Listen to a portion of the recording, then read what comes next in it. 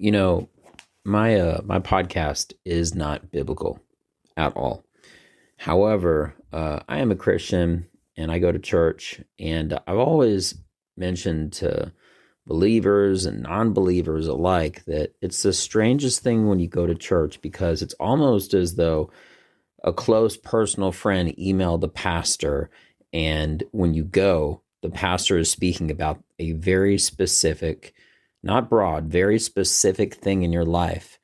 And it just kind of blows me away, because I don't believe in coincidences. Now, statistically, coincidences do exist. Some things randomly happen, and they combine together. I get that. That's what a coincidence is. However, it's not supposed to happen consistently. Then it wouldn't be a coincidence, right? So at a certain point, I feel like you have to believe in God, just based off the fact that you have so many things that are lined up consistently, that there has to be a force behind it. That being mentioned, try not to digress too much. I recently have had these, excuse me, I've recently had these Bible verses one week after another that, to me, I just felt like it was such a game changer, as far as you know, Jesus always did a lot of drop the mic kind of stuff. He would say something to the smartest of crowds or the brightest of intellects, and it was just stunning. People would just think about it. Like, you ever heard of a song, like a lyric in a song? And it was so impressive. You just kept thinking about that one sentence, that one part of that song the entire day. Pretty much all of what Jesus said was a lot of drop the mic stuff, right? Like ending discussion. Just, there's no way to debate it. Like, wow, that's some crazy stuff, right? So for the next at least 2 weeks, I'm going to be doing Bible verses that I think were just so crazy, and now I'm making them a part of my day every day. So the first one is Romans 8:31, and that is, "What then shall we say in response to these things? If God is for us, who can be against us?" That's pretty crazy. That's a short way of saying it. If God's on our side, who can be against us? We're unstoppable. All right. As long as your purpose is truthful and just, okay, and you're in the right, you can't be wrong. What other support that's bigger than God could you possibly have? More than any military, any police force, any friends, any other supporters.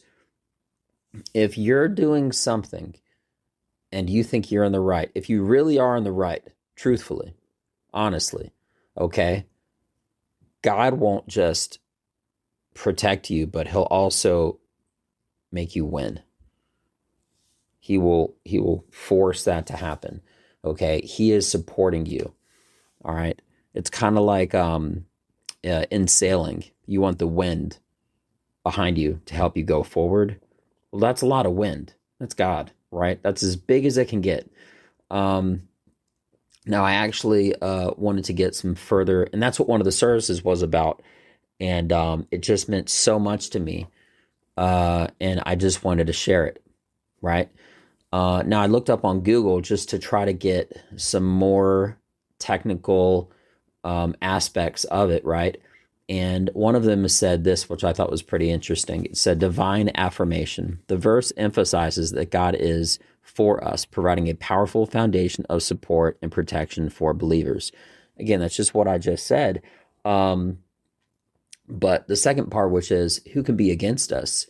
That means that no force, as it says here in this little detailed translation, no force, neither present nor future threats, nor any power in the universe can ultimately separate believers from God's love. And not just that, his power, his divine strength and everything. If you can just remember one thing, okay, when you're making your decisions, if you have a gift, a gift meaning, as I always say, from God. It could be singing, it could be throwing a baseball. You want to do it to the best of your ability.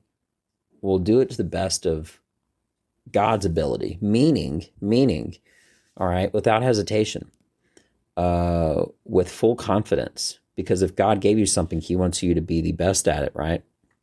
As I believe in comedy, right? So again, it goes back to a prior book that I mentioned, something called The War of Art, and resistance and procrastination, all these things that go against that true gift that, as I always say again, God gave me, you, us, every individual, I believe at least, then you're not, it's basically like, it's a very slow form of, I don't want to say evil because that's a harsh word, but essentially, because if you procrastinate a little or if you procrastinate a lot, there's only one force that would want you to delay or progress less in something that God has given you to make your life, your surroundings, everything a better place. Right. And that's what the war of art has to do with. It has to do with essentially procrastination and resistance and finding excuses for not moving forward. And he calls that, the author calls that essentially a part of evil, right? And I know I'm getting a little deep now, but you have to make a simple connection that if there's two sides, one is good, one is bad, and if God gives you a gift, okay, anything that goes against that, having to do with, let's just say let's just say your life, for example, he doesn't want you using your body and your words to deceive people and to lie and to be bad, right? In the exact way, if he gave you a gift, a foundation, something to make your life better and those around you better, it could be your athleticism to support your wife and family or whatever it is, right? He wouldn't want you to pollute your body, okay? Because that would put, it would kind of like jeopardize, hypothetically, potentially, that great job that you have being that professional baseball player, fill in the blank, or whatever it is. So essentially, between good and bad, when you're doing something, coming full swing to this Bible verse, Romans 8:31, if you do things and you do them to completion, if you do them with full, wholeness inside you, right? Nobody can beat you. You will be unstoppable. So if you do something, do it 100%.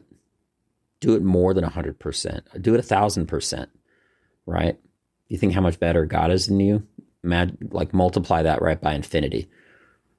And that's Romans 8:31. So appreciate you listening to me and my rants, my non-expertise as a non-biblical scholar. But when I heard this verse, it just meant so much to me. And the following week, I heard something else, which was really a game changer for me again, and a couple weeks after that. And I'm sure there's others, but right now I have a total of 4 that really mean a lot to me. And it's been the last 4 weeks in a row going to church, and it just hit so close to home. It was a home run. Like, it was just phenomenal. So think about that, check it out, and you have a beautiful day. I'm Benja. Welldone. Check me out. Peace.